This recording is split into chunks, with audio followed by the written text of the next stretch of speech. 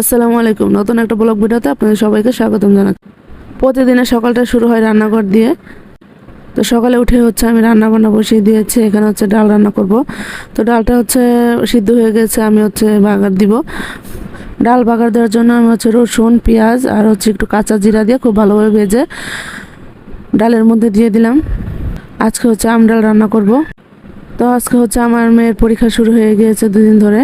তো সকালে উঠে সব কাজ একসঙ্গে গুছিয়ে নিচ্ছি, যাতে করে খুব সহজে আমার কাজগুলো হয়ে যায়। আপনারা চাইলে কিন্তু এভাবে ট্রাই করতে পারেন। রান্না বান্না সেরে বাসার সব কাজ গুছিয়ে তারপরে কিন্তু মেয়েকে নিয়ে স্কুলে যাব। খুব সহজে ঝটপট কিন্তু আপনারা এভাবে তৈরি করতে পারেন।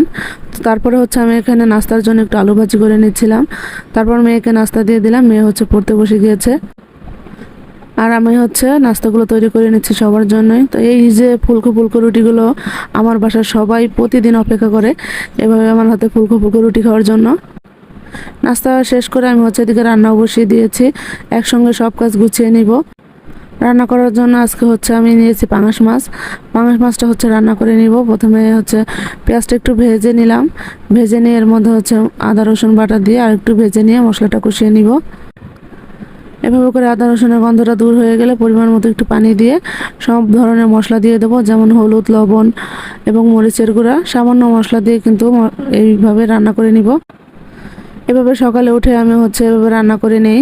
এতে করে আমার কাজগুলো খুব দ্রুত, যেহেতু বাচ্চাকে নিয়ে স্কুলে যেতে হবে, এর জন্য সব কাজ একবারে গুছিয়ে নিচ্ছে। স্কুল থেকে আসার পর কোনো কাজ করতে আর ভালো লাগে না, তাই সকাল সকাল উঠে এভাবে করে সব কাজ একবারে গুছিয়ে নিয়ে রেখে দিচ্ছি।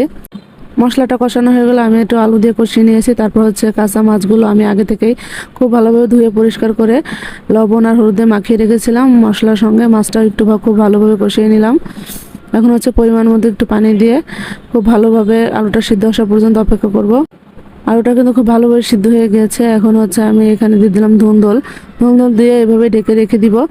তারপর দেখুন ধুন্দলটা কিন্তু একদম মিশে গিয়েছে। ধুন্দলটা যদি আগে দিতাম তাহলে কিন্তু ধুন্দলটা একদম গলে যেত, এর জন্য আমি পরে অ্যাড করেছি।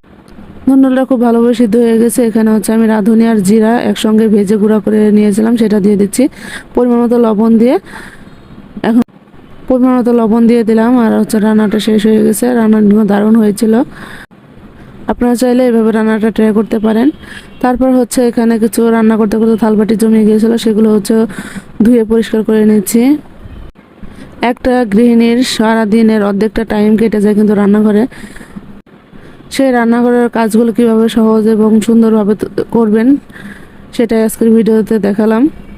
থালবাটিগুলো খুব ভালোভাবে পরিষ্কার করে নিয়েছি। এখন হচ্ছে রান্নাঘরের চুলাটা একটু পরিষ্কার করে নিচ্ছি।